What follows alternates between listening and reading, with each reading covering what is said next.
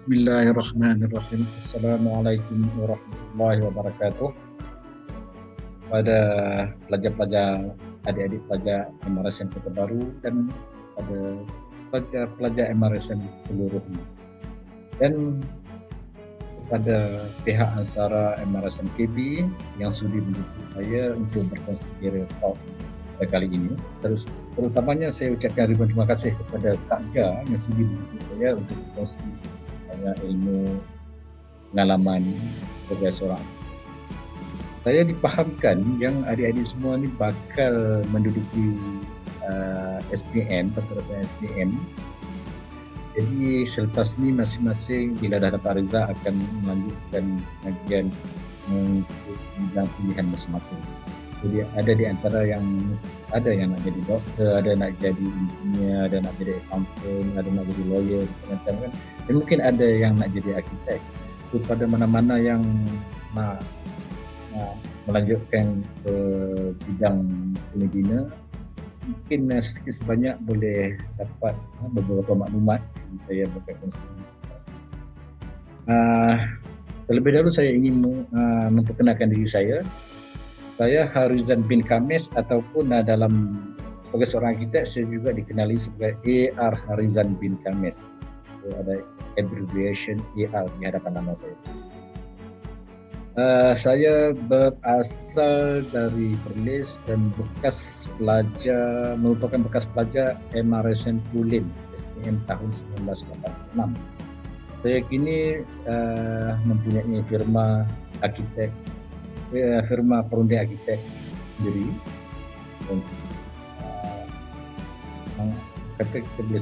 Saya juga sebagai seorang pengguna arkitek, dan dalam masa yang sama saya juga menjadi tenaga pengajar kepada UiTM Puncak Alam. Jadi ini saya ada dua kerjaya utama saya lah, sebagai seorang arkitek perunding dan juga sebagai lecturer di UiTM.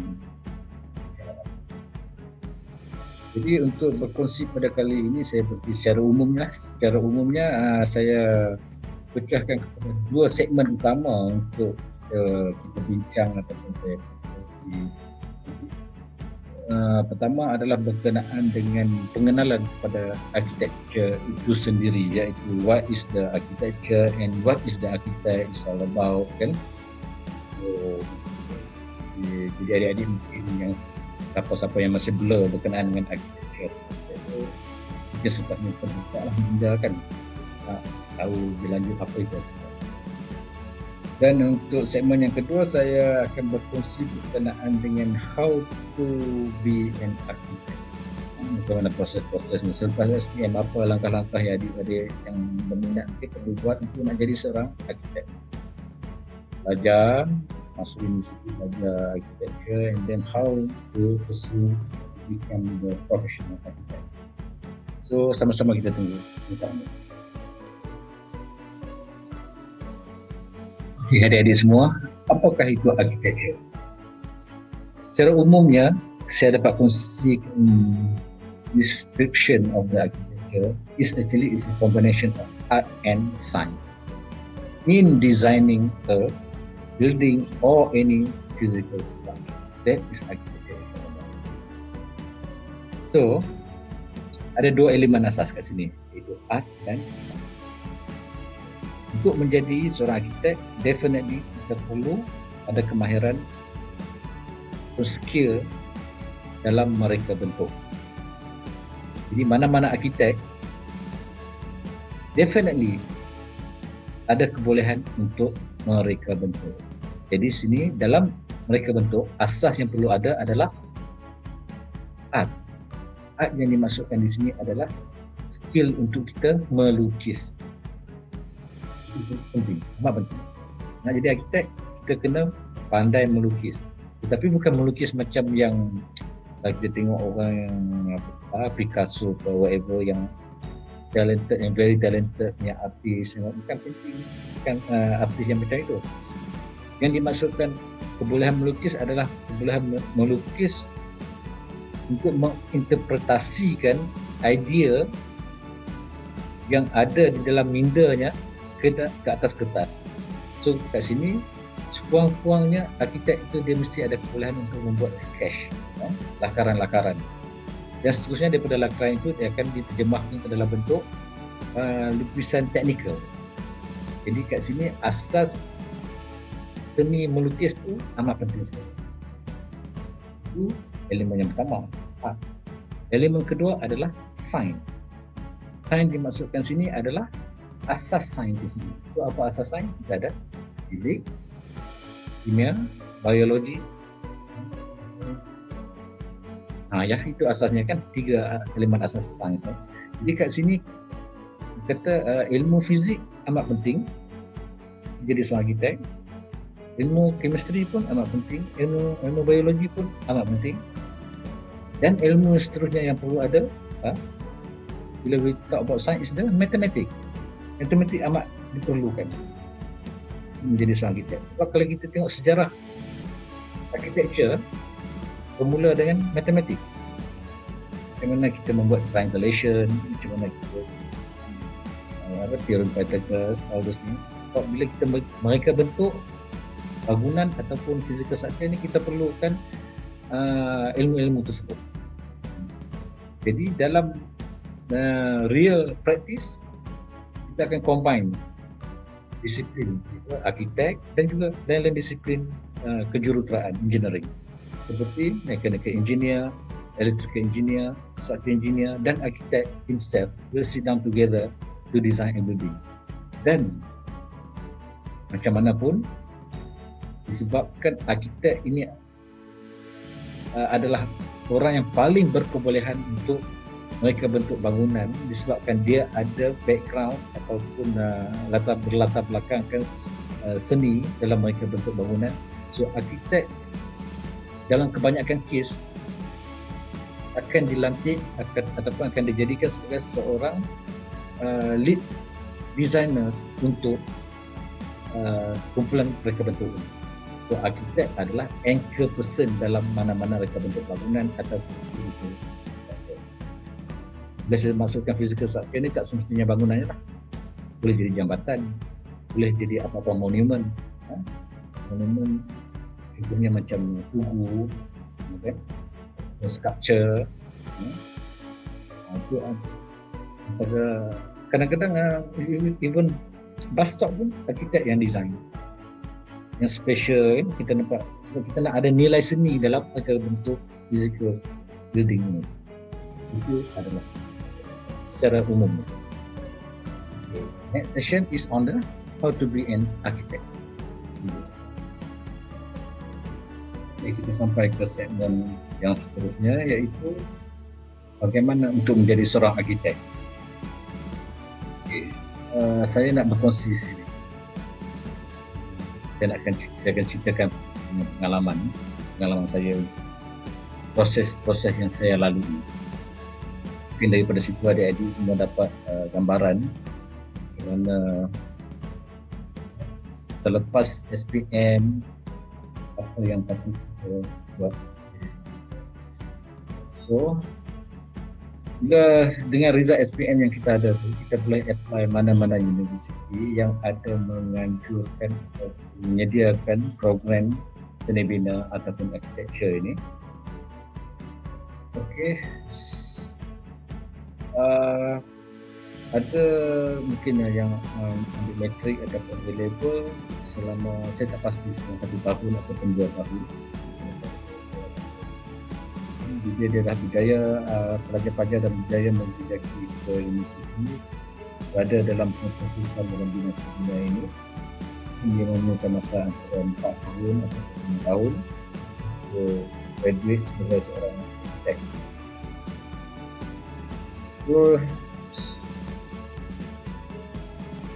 sebaik sahaja graduate ini, kita boleh, apa yang perlu kita buat sebenarnya adalah untuk mendaftarkan diri kita dengan lembaga arkitek ini. Become a graduate architect. Dalam kes saya sebelum ini, saya selepas SPM saya apply masuk UiTM.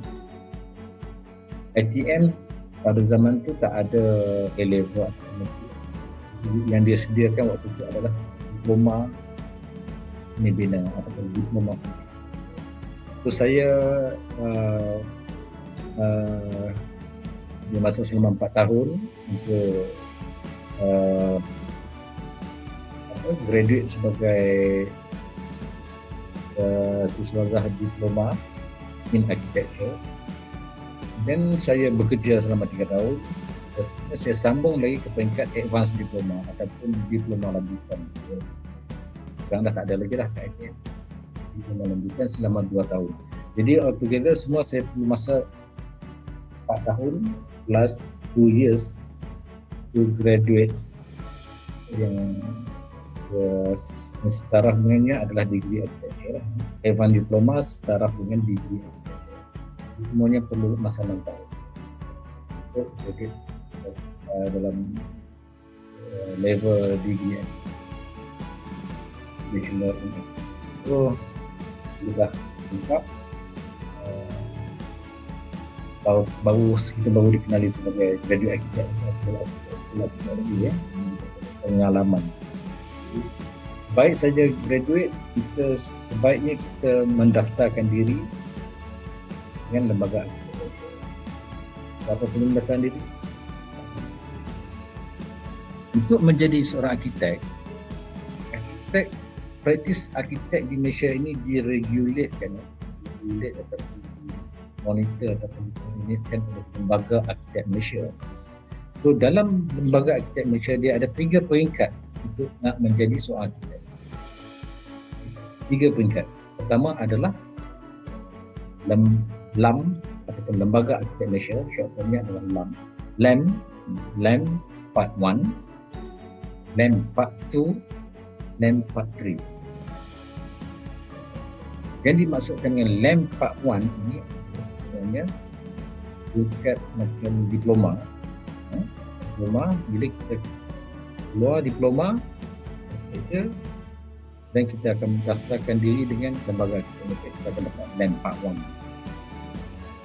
So kita ada peluang untuk melanjutkan ke LAM Part 2. Untuk mendapatkan LAM Part 2, kita kena lengkapkan diri kita dengan Bachelor of.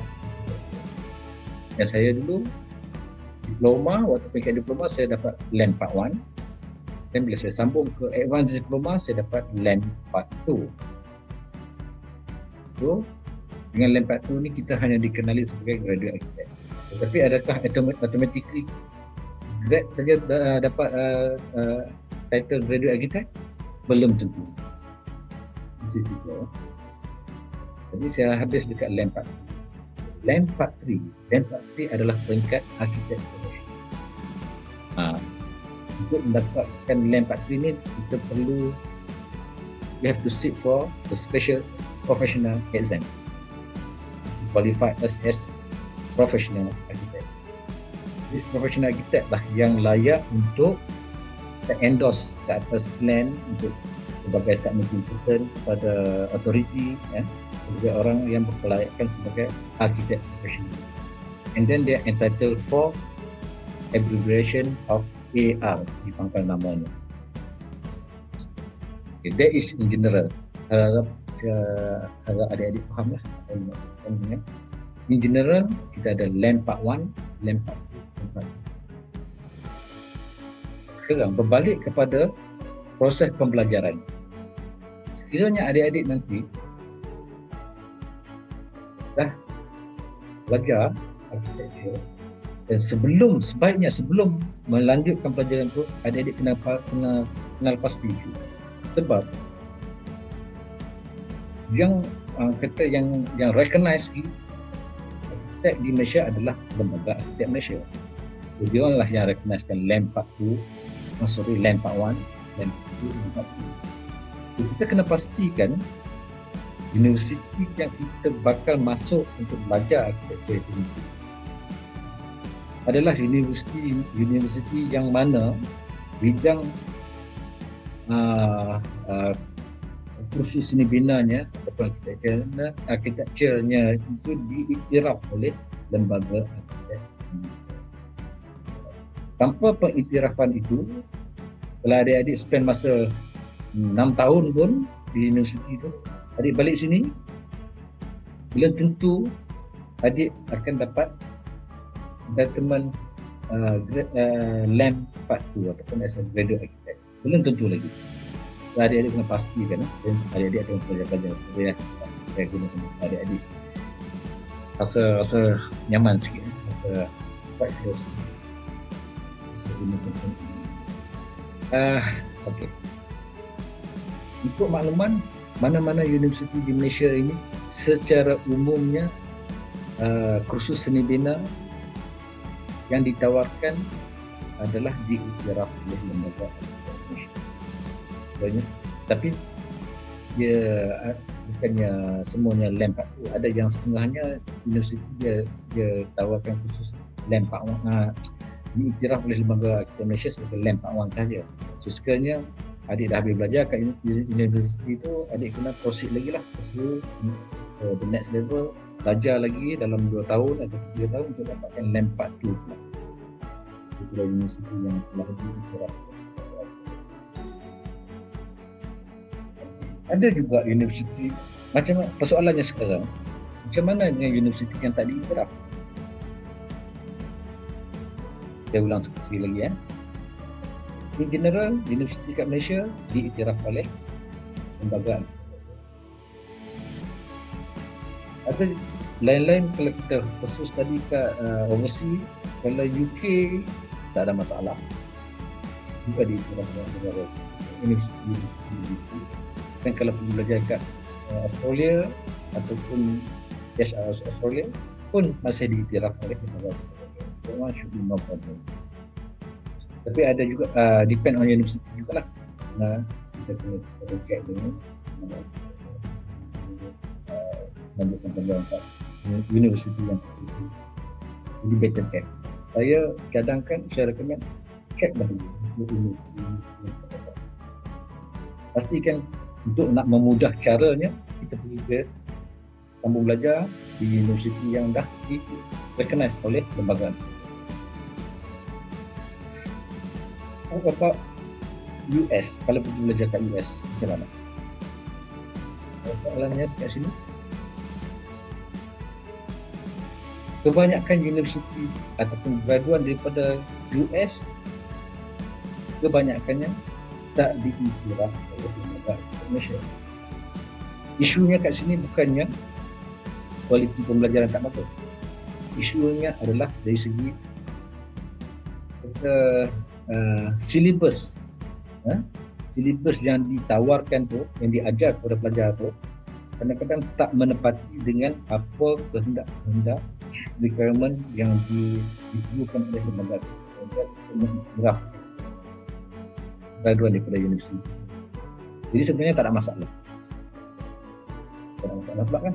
Maksudnya kat sini, walaupun adik-adik pelajar sambung daripada US ataupun mana-mana universiti US ya, yang tak direkognize oleh lembaga Malaysia, dia masih boleh direkognizekan juga, tetapi ada proses lain.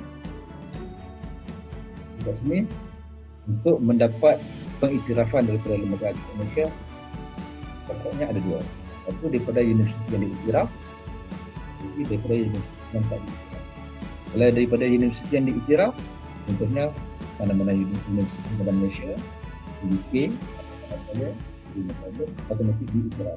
Di graduate sahaja, dia register nama dengan lembaga arkitek Malaysia, terus dia dapat lembaga LAMP Part 1 ataupun LAMP Part 2. Tetapi peluang masih juga diberi kepada graduan daripada universiti yang tak diiktiraf.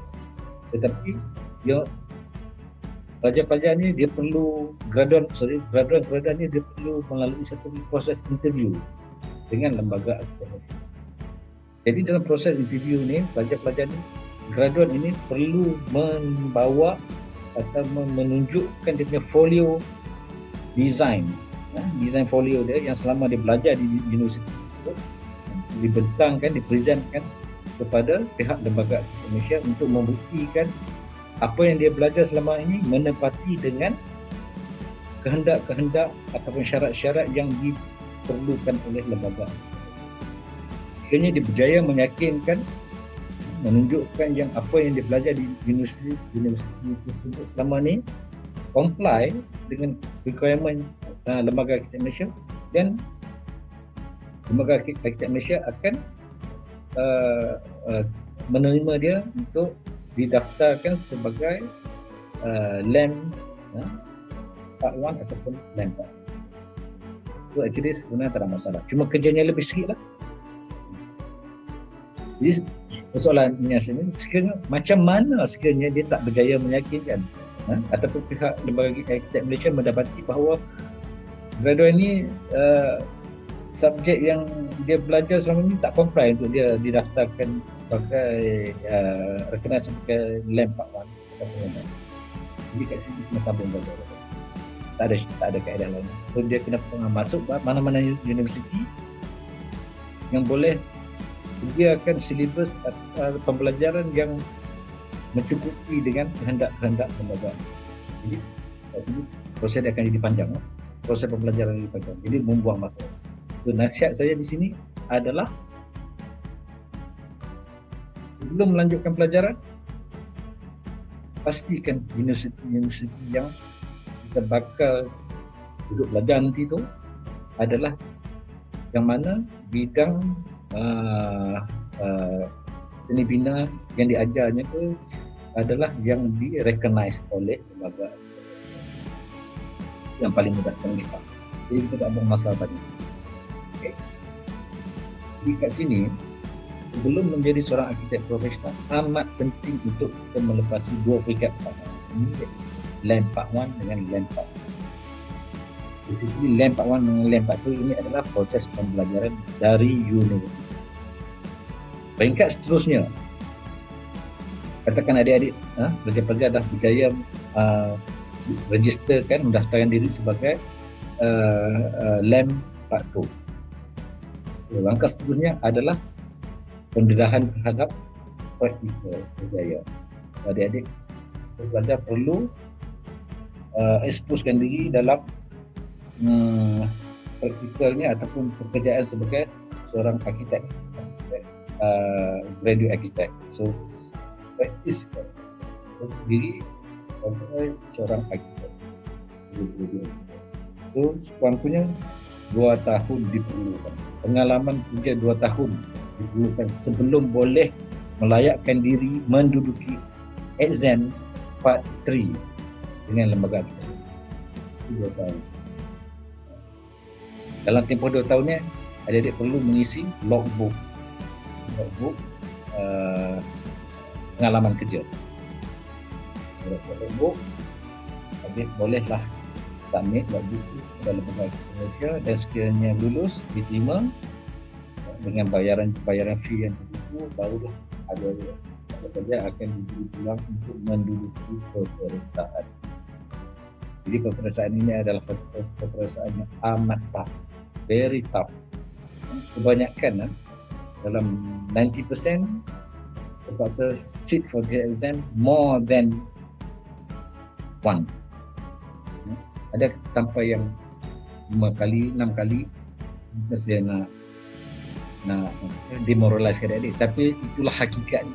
Jadi seorang arkitek nak melepasi exam Part 3 itu adalah amat payah sebenarnya.